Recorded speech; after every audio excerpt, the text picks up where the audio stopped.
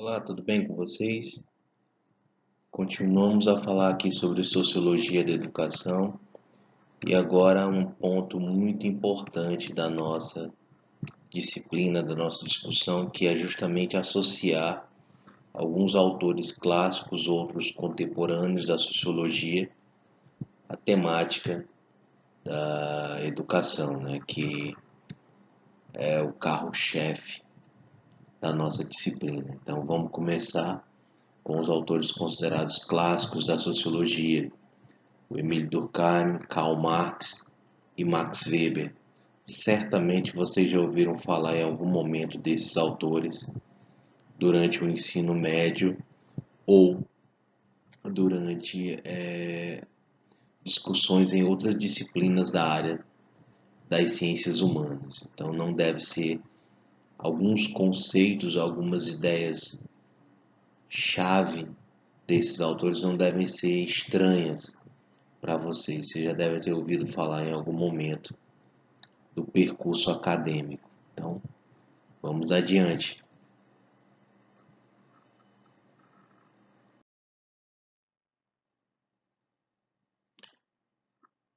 O título da aula de hoje é Educação, Perspectivas Sociológicas, parte 1. Eu dividi em duas partes porque para o formato e para aquilo que a gente consegue conceber dentro de um vídeo de tamanho razoável, eu achei melhor dividir essa aula em duas partes, né, para ficar até mais didático, mais tranquilo para vocês poderem estudar e se organizar melhor. Só lembrando que o texto para a aula de hoje é o capítulo da apostila de Oliveira, que está lá na bibliografia de vocês, né? O capítulo que fala sobre os autores clássicos da sociologia da educação. Então, falar sobre o francês Émile Durkheim. Durkheim, pensamento sociológico e sua relação com outros pensadores sociais. No pensamento sociológico, ainda que de gerações distintas, Émile Durkheim e Karl Marx, um francês e um alemão, preocupam-se com o estudo da sociedade como um todo. Então, eles partem da sociedade para compreender o indivíduo. Por que isso é importante ser lembrado? Porque é a perspectiva que diz que a sociedade molda os seus indivíduos, que a sociedade ela é responsável por oferecer as ferramentas capazes ou utilizadas na construção das identidades dos seus indivíduos. Então essa perspectiva partindo da sociedade para o indivíduo é uma característica comum entre Karl Marx e Émile Durkheim. Concentra a explicação nas estruturas sociais, uma espécie de macrosociologia. Karl Marx vai falar lá nas suas análises do modo de produção capitalista de infraestrutura, superestrutura, né? Que são os alicerces das instituições sociais determinantes da vida em sociedade, determinantes das mentalidades dos indivíduos, enfim. É uma macrosociologia nesse sentido. São instituições sociais atuantes no sentido de moldar os seus indivíduos. A diferença entre Marx e Durkheim, no entanto, não é apenas a que existe entre duas gerações diferentes de pensadores. Karl Marx produziu e viveu um pouco antes de Émile Durkheim. Émile Durkheim atravessou o século XIX para o século XX, foi responsável por tornar a sociologia uma ciência de fato, deu à sociologia teoria e método, né? No caso De acordo com Durkheim, a sociologia seria o estudo dos fatos sociais e o método a ser utilizado seria o método comparativo, que depois ficou conhecido, depois se tornou, com adesões várias, cada vez mais complexo, né? E hoje é conhecido como funcionalismo. Entre um e outro medeia um abismo no que se refere ao contexto institucional e tradição intelectual que informam o respectivo pensamento. Durkheim sempre se conservou mais afastado, a um nível pessoal, dos grandes acontecimentos políticos de seu tempo.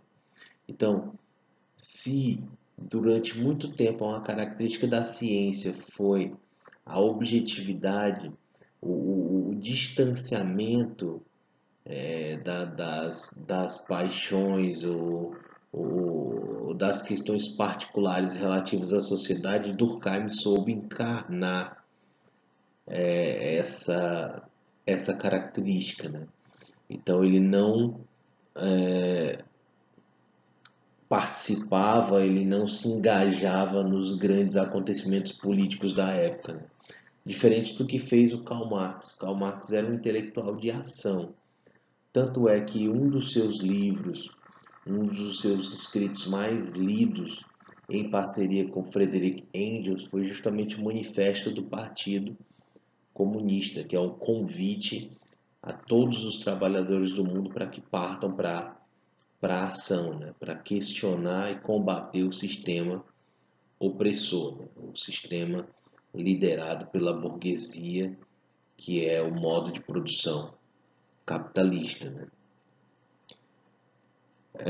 Com relação a Weber, Durkheim nunca o encontrou, apesar de ser contemporâneo dele e ter estado na Alemanha. Weber produziu durante muito tempo na Alemanha, nasceu na Alemanha e é conhecido como um dos maiores intelectuais, não só da sociologia, mas Weber, tanto Weber quanto Marx enveredaram pela história, pela filosofia, pela economia, então pela antropologia, são autores muito densos e muito benquistos em algumas áreas das ciências humanas e sociais. No contexto sociológico, Durkheim e Weber se distinguem bastante. Weber, contrariamente a Durkheim, dedica-se ao estudo dos indivíduos na sociedade. Concentra a explicação na ação dos atores individuais, uma microsociologia.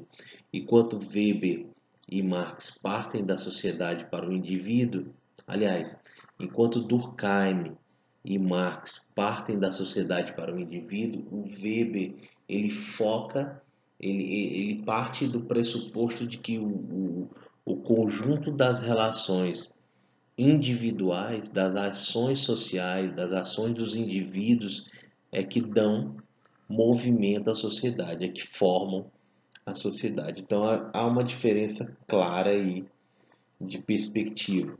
Não é à toa que chamam aquilo que Weber faz partindo da análise do indivíduo de microsociologia e aquilo que Durkheim e Marx fazem partindo da sociedade chamam de macrosociologia.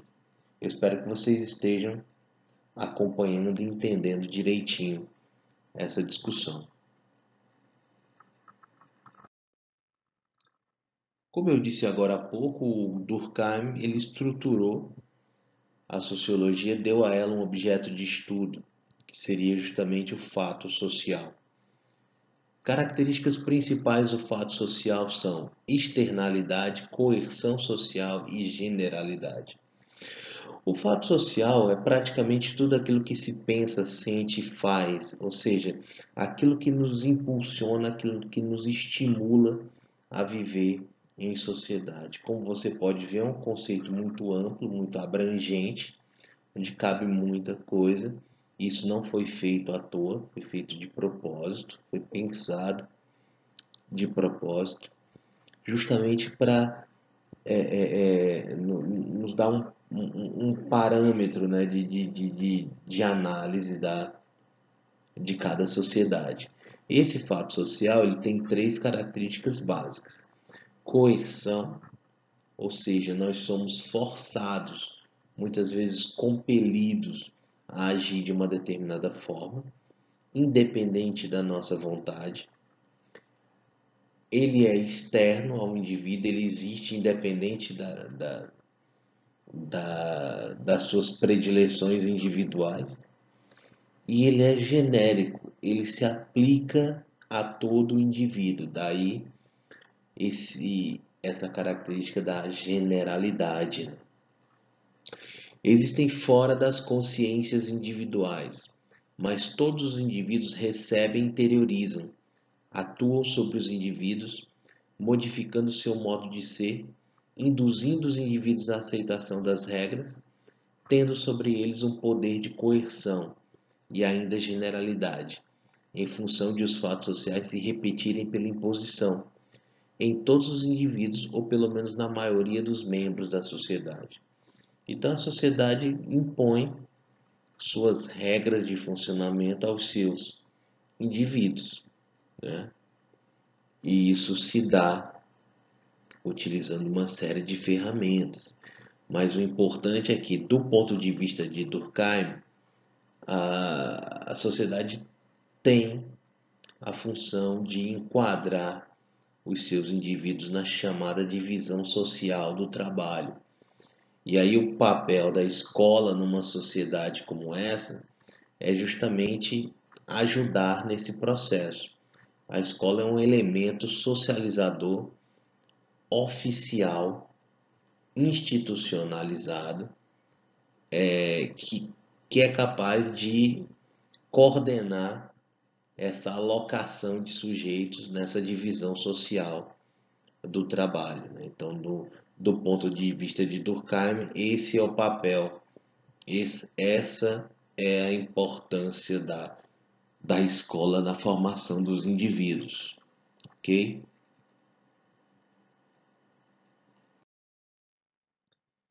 Suas análises e contribuições. Estabeleceu que os parâmetros para a constituição da sociologia enquanto ciência independente. Assim, podemos afirmar que a sociologia deriva da complexidade da sociedade moderna e da necessidade de uma ciência inteiramente disposta a compreender essa sociedade. A sociologia surgiu realmente de uma urgência, compreender todas as mudanças sociais implementadas naquela sociedade capitalista do final do século XIX, que estava mudando a pleno vapor, que estava inovando tecnologicamente, que estava tendo uma explosão demográfica nas cidades, principalmente nas cidades que concentravam boa parte das indústrias. Então, uma série de mudanças que estavam ocorrendo em nome do progresso. E uma das primeiras escolas de pensamento a tornar a sociologia possível foi o positivismo, cujo lema era ordem e progresso. Você deve achar esse tema muito familiar, porque ele também influenciou os republicanos aqui no Brasil à época da proclamação. Tanto é que o lema da nossa bandeira ainda hoje é ordem e progresso. Só um parênteses aqui para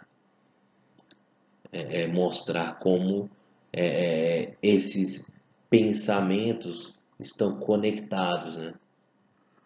Durkheim faz do suicídio também um assunto da sociologia. Ele lançou uma obra-prima chamada O Suicídio, que mesmo 100 anos depois, mais de 100 anos depois do seu lançamento, ainda é leitura obrigatória para quem trata do assunto, né? Só para você entender o tamanho da densidade desse autor, né? O tamanho da importância desse autor.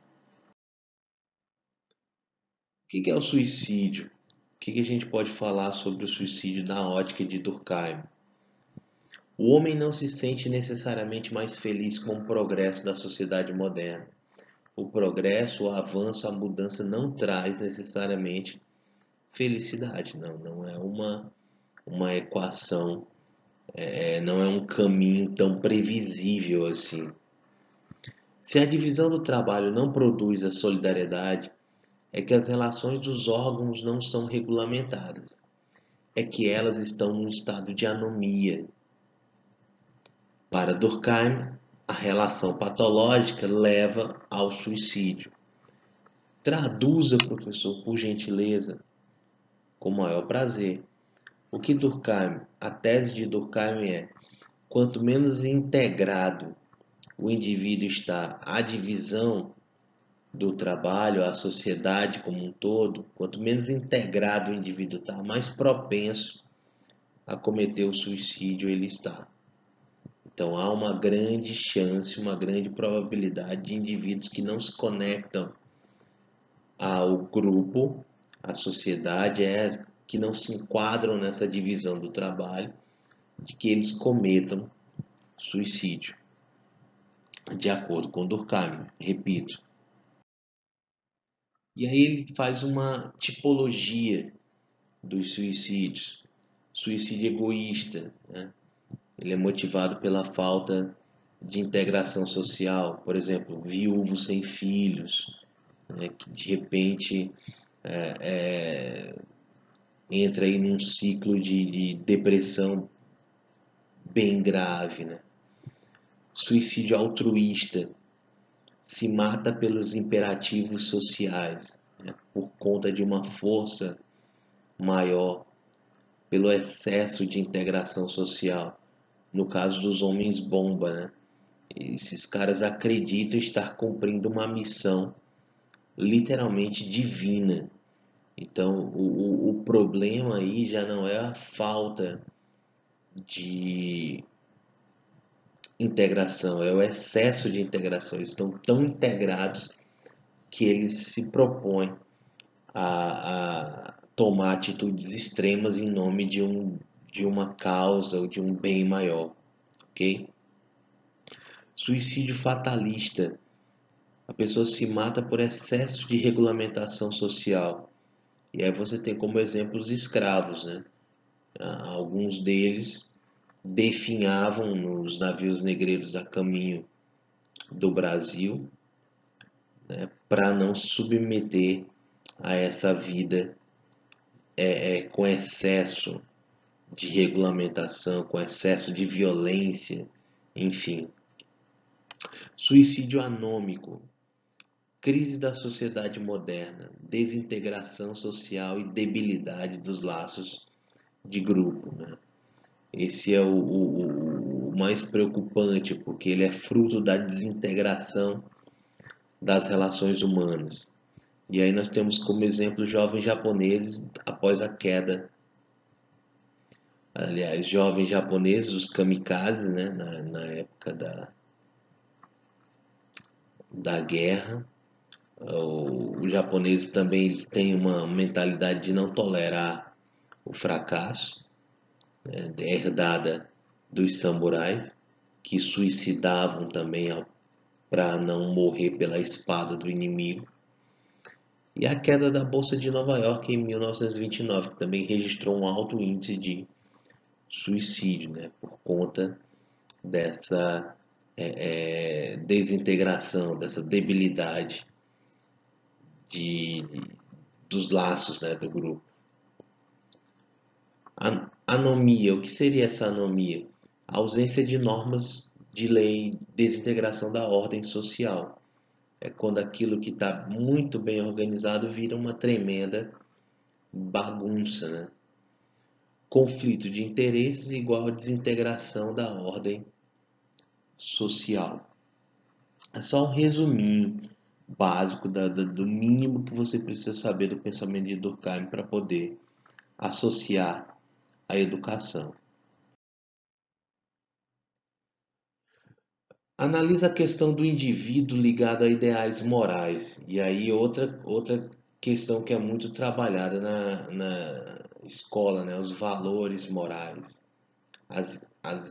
os ideais morais, os princípios de uma determinada sociedade. A escola tem a função social de passar isso adiante, né?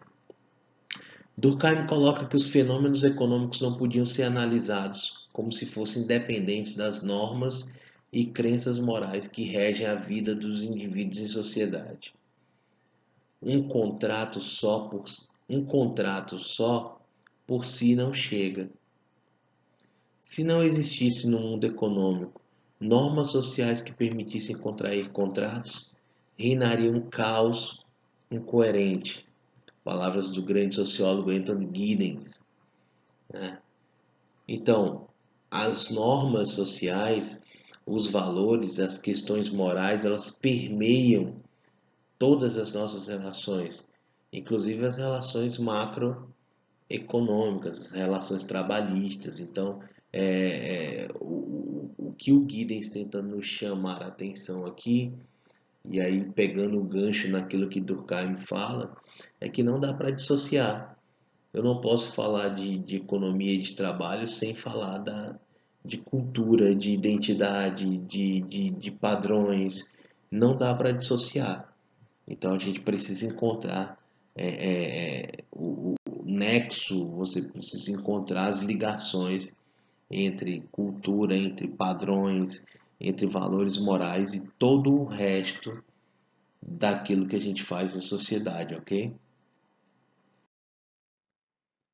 Sociedade seria um coletivo, moral, grupo, chave para a ordem, para a coesão que só pode ser estabelecida por crenças absolutas. Preocupado com a dimensão de mudança, por isso usa o método comparativo, em que ele compara a sociedade tradicional versus sociedade moderna, né? Esse método, como eu disse há pouco, ele vai sofrendo modificações e adensamento a partir do momento em que mais e mais pessoas vão se aproximando de Durkheim e da sua prática, né? da sua metodologia.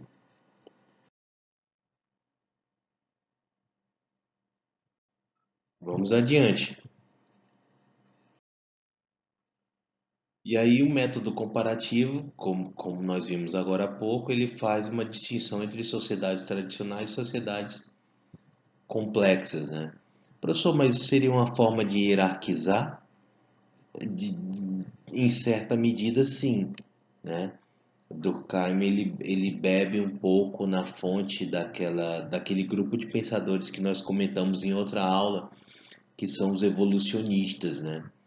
Então há sim um quê de hierarquia, né, nessa comparação. Mas, como eu disse agora há pouco, o método vai se incrementando, né? Vai se tornando mais denso, mais complexo à medida que outras pessoas vão colaborando com isso. Ainda sobre divisão do trabalho social. Busca as causas da formação da coletividade.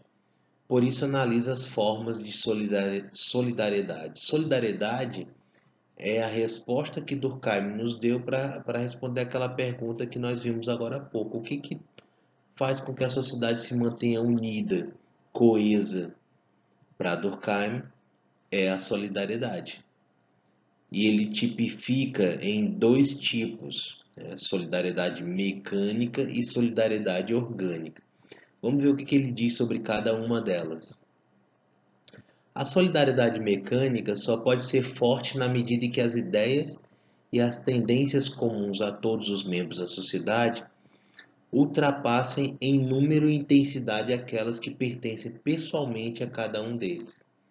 Ela se intensifica na razão inversa da personalidade. Então você abre mão de algumas vontades individuais, de alguns itens da sua personalidade em prol do grupo, né? Você tem aí uma situação de solidariedade mecânica. A solidariedade orgânica supõe que os indivíduos se diferem uns dos outros, ou seja, se cada um tiver uma esfera própria de ação e, consequentemente, uma personalidade. Quer dizer, sociedades com menor diferenciação costumam,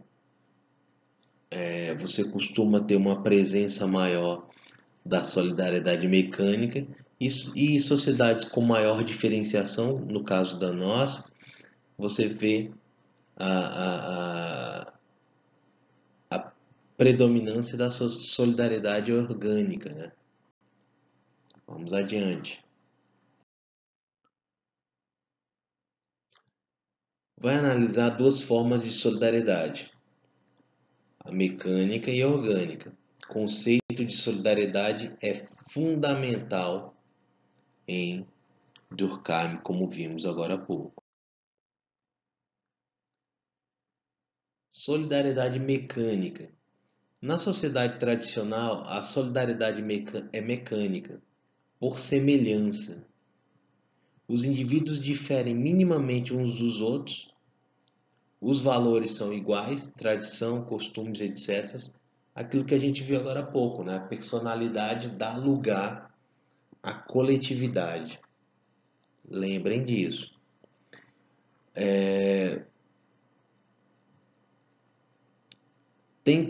Tem coerência porque os indivíduos não se diferenciam.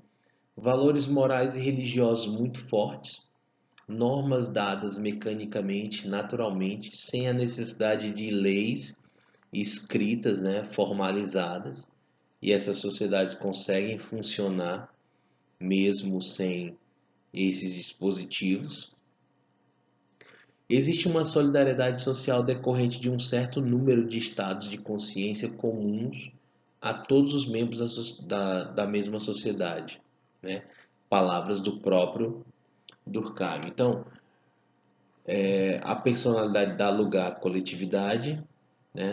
É presente nas sociedades mais simples, digamos assim, tradicionais.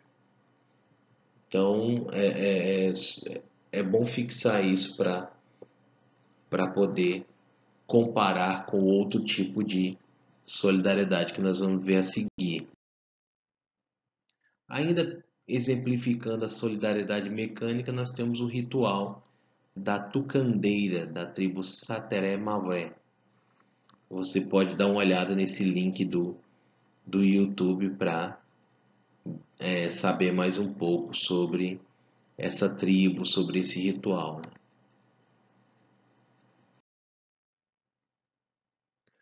O que é chamada solidariedade mecânica? Não significa que ela seja produzida por meios mecânicos e artificialmente. Não.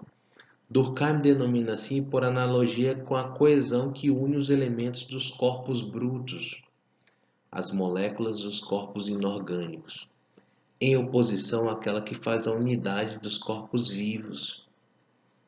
A consciência individual considerada sob esse aspecto é uma simples dependência do tipo coletivo, e dele decorrem todos os movimentos. Como objeto possuído, segue os movimentos que lhe imprime o seu proprietário. Quer dizer, mais uma vez, Durkheim reforçando as características da solidariedade mecânica. Né? Lembrando que solidariedade é aquilo que mantém o grupo coeso. No caso da solidariedade mecânica,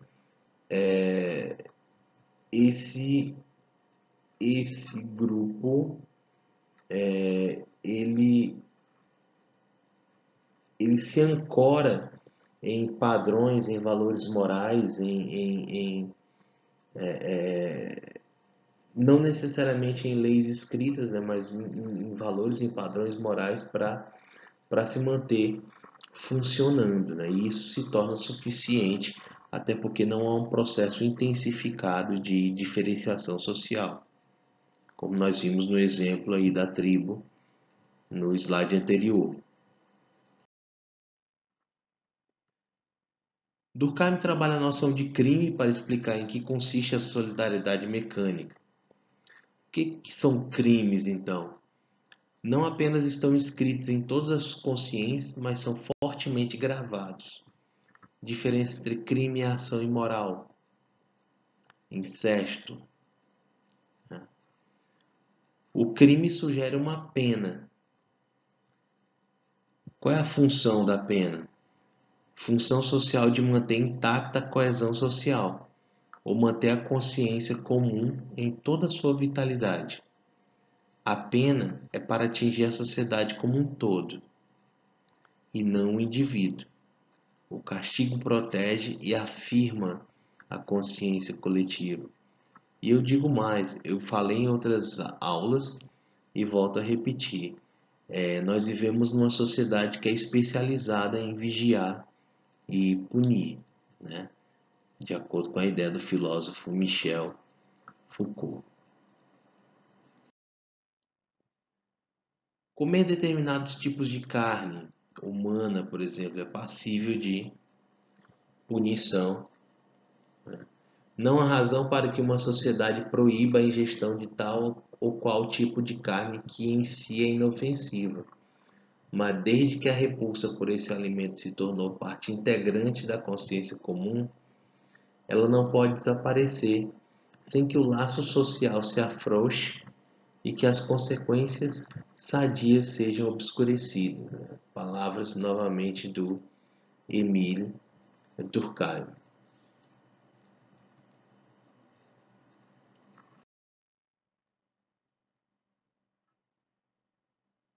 A solidariedade orgânica é característica da sociedade moderna. O consenso resulta da diferenciação. Enquanto nas sociedades tradicionais não há muita diferenciação, no caso das sociedades modernas, ela existe de forma bem intensificada, né? Os indivíduos não se assemelham, mas formam grupos, corporações, consenso construído. As normas vêm de preceitos legais. Por que é chamada solidariedade orgânica? Comparação ao organismo vivo, constituída de relações positivas ou de cooperação.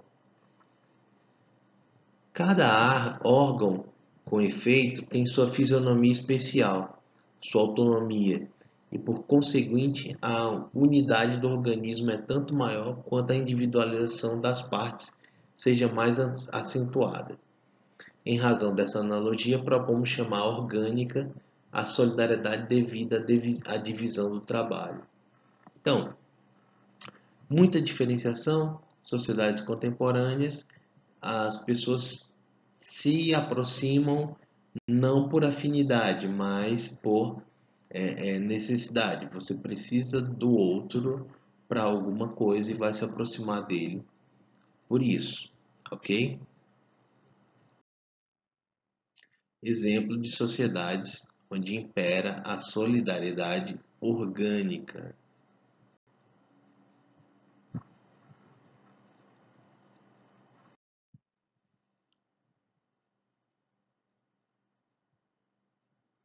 Um exemplo disso, muito utilizado quando a gente está estudando sociologia do direito, que não é o caso aqui, é do direito cooperativo, né? Que também funciona muito mais por necessidades que cada indivíduo, cada grupo tem para se aproximar e exigir coisas ou trocar favores uns com os outros.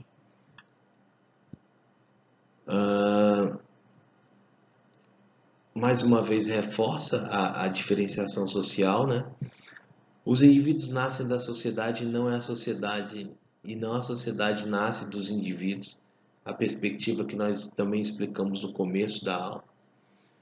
E o primado da sociedade sobre o indivíduo, né? Mesmo com a diferenciação, nós somos,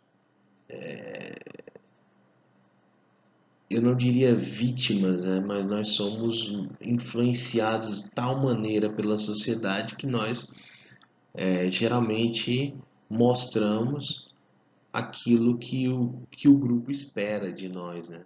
Mesmo que com certas coisas você não concorde. Você tem aí uma imagem da discrepância, né, da desigualdade social no Brasil. Diferentes contextos geram tipos diferentes de socialização, né? Só para não perder o fio da meada. Brasil e o capitalismo, né, como você viu na imagem atrás, no último slide, né? O Brasil é um país cheio de contrastes. A distribuição da escolaridade e do acesso a bens culturais ela é terrível, né? Porque a escola pública ela tem algumas arestas para serem aparadas, ela não é ainda o melhor dos mundos, com algumas raras e honrosas exceções, no caso dos IFs e outras escolas também. Mas o acesso aos bens culturais ele tá acontecendo de forma bem tímida no nosso país, a não ser que você tenha muita grana para gastar com cultura e arte, né, com lazer.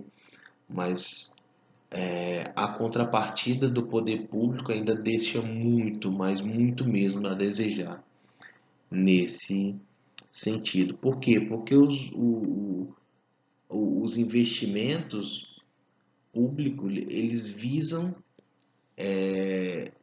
agradar ao grande capital, aos empresários, enfim, aos donos de faculdade, né? Quer dizer, o empresário da educação privada, ele não tem interesse na melhoria da educação pública. Por quê? Porque isso tira seu público, tira seus clientes. E ele não quer que isso aconteça. Pelo contrário, ele está muito mais interessado em que a escola pública não vingue, não dê certo. É cruel? Parece cruel, mas é verdade.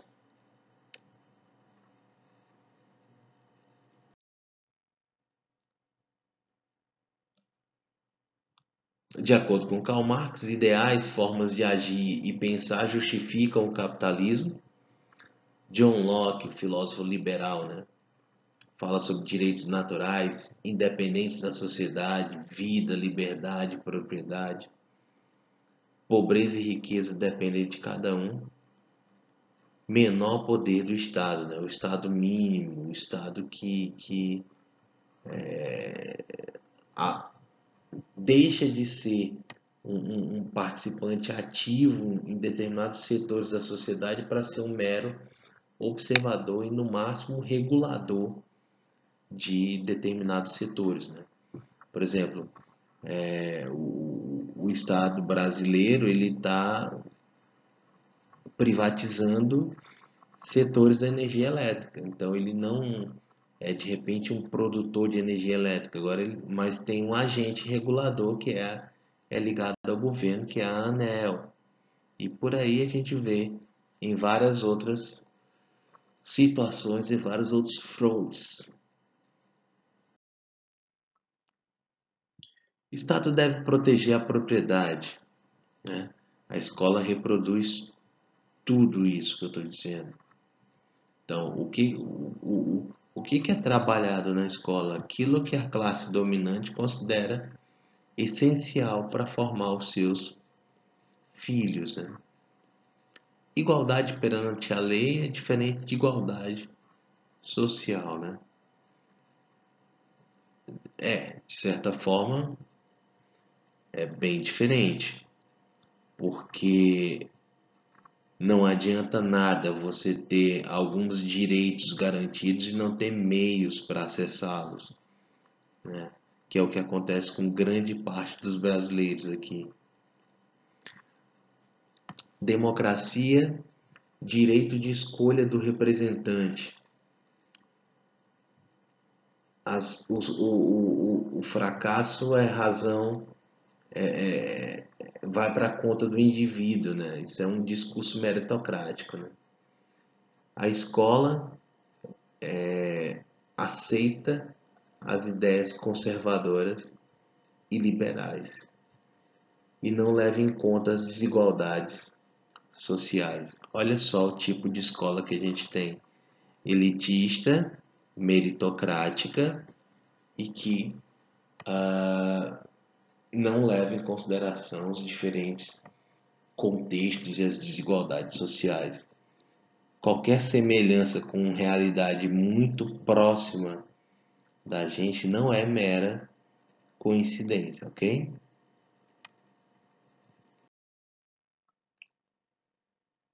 Marx diz que, retomando, dando um pitaco do que é a influência de Karl Marx nesse processo, nessa análise, Marx diz que ao trabalhar o homem produz cultura, correto? Quanto ao papel do trabalho, as relações sociais e com a natureza, pelo trabalho o homem se diferencia da natureza, sobremaneira, a ponto de se tornar independente dela, em alguns aspectos. Divisão do trabalho e da propriedade marcam a sociedade capitalista. E, além disso, a desigualdade social, que é uma condição fundamental para que o capitalismo exista. Não há capitalismo sem desigualdade. Trabalho na sociedade capitalista virou mercadoria. Tanto o trabalho como o trabalhador viraram mercadoria. Então, hoje, até para sentar numa mesa de negociação para pedir um aumento, o trabalhador ele precisa estar preparado. Por quê? Porque não tem poder de barganha em qualquer que seja a negociação com o seu empregador. Método dialético, compreensão do todo. E esse todo, de acordo com Karl Marx, ele é marcado pela tensão entre grupos antagônicos, entre classes sociais.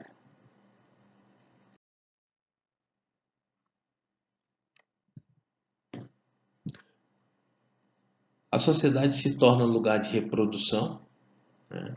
Correto. Aparente igualação das distinções de classe, só aparente, né? Assim que a novela termina ou qualquer outra coisa termina, a gente consegue perceber isso.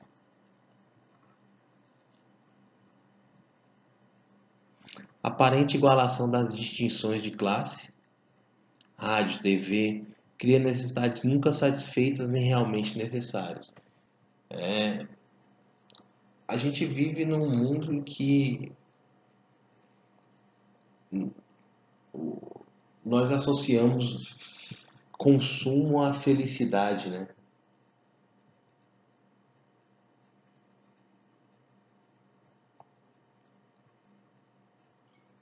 Desculpe, que a garganta já estava muito seca, perdão. A gente associa consumo à felicidade. E é uma felicidade efêmera, porque quando você consegue atingir a sua meta, você já substitui automaticamente a sua necessidade por outra, sua mercadoria desejada por outra. Então é isso que alimenta o sistema, né? A gente continua sempre comprando e renovando, às vezes sem qualquer necessidade, mas só para dar conta dos nossos ímpetos consumistas, né? Os burgueses, a classe dominante na nossa sociedade, estão batendo palmas para isso. Eles adoram que a gente compre muita coisa. O trabalho está cada vez mais estafante, a sensação de falta de tempo só se intensifica. Modos de descanso que prolongam o consumo, você senta na frente do computador, do celular, ou vai para as redes sociais, você vai para as plataformas de streaming, sempre tem alguém te vendendo alguma coisa. E você, obviamente, vai se pegar comprando isso. Mas se policie. As pessoas se veem nas mercadorias. É quase um fetiche, né? Como disse Karl Marx em certa vez. A mercadoria como fetiche, né? Alienação, preconceito, o fato da vida cotidiana ser heterogênea, né? De ter múltiplas facetas. O trabalho faz parte da essência do homem, né? O trabalho enobrece, dignifica o homem. O que o homem é pelo que ele tem. E aí nós já estamos falando novamente sobre meritocracia, né? Vivemos de estereótipos, base da alienação e do preconceito. Eu estou dando uma avançada aqui, não reparem, porque muitas a gente termina se empolgando lá no começo e aí adianta algumas coisas, né? Então aquilo que eu estiver passando muito rápido é porque a gente já discutiu antes, ok? Fiquem atentos com relação a isso. Elementos que favorecem alienação e preconceito. Espontaneidade, a gente não para pensar, a gente não calcula, né? A gente não economiza, a gente rotula mal, a gente diz que tudo é útil, a gente age baseado na fé e na confiança, a gente imita, né? E aí tem uma questão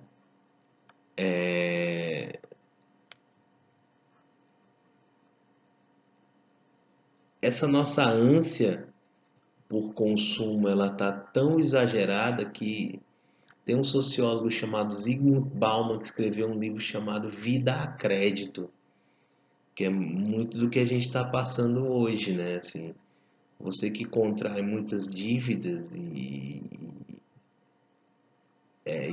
sente a necessidade de continuar comprando, você vai começa a rolar dívidas e a coisa toda vai virando uma bola de neve, mas você precisa se manter ativo e comprando, né? Olha que coisa interessante da nossa sociedade hoje.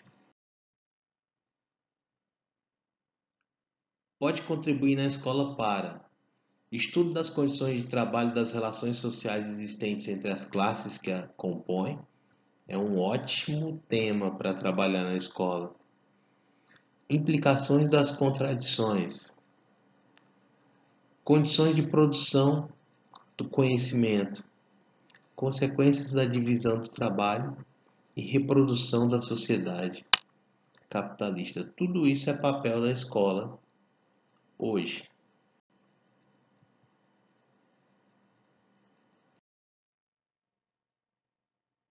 Vamos adiante. Então, só retomando o que a gente já viu, crises sociais remetem à anomia, aquele momento de extrema fragilidade.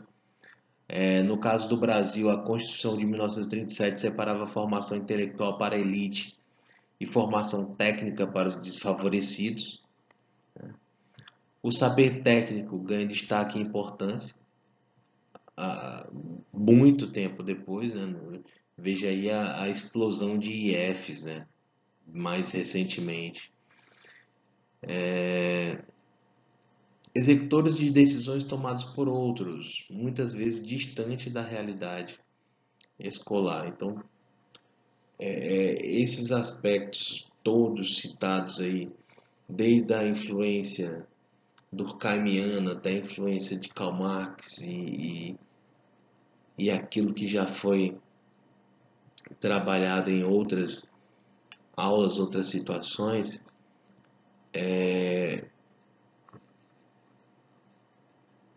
nos faz pensar o seguinte, né? Que tipo de escola nós temos, que tipo de valores ela trabalha, que tipo de orientações ela segue, que tipo de conhecimento ela privilegia. E assim, é algo próximo daquilo que se deseja. Caso não, o que, que a gente pode fazer para melhorar? Fica aí essa indagação.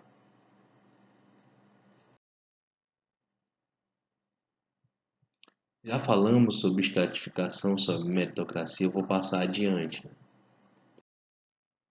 Aí você tem a referência, mais um livro de sociologia, nesse caso Sociologia da Educação, de Krupa. Você pode baixar esse livro tranquilamente na internet, ele está disponível para quem quiser dar uma folheada, dar uma lida e tal. E eu acho que por hoje é só. Leiam o assunto, qualquer coisa entre em contato comigo, me pergunta, eu vou estar à disposição e até a próxima.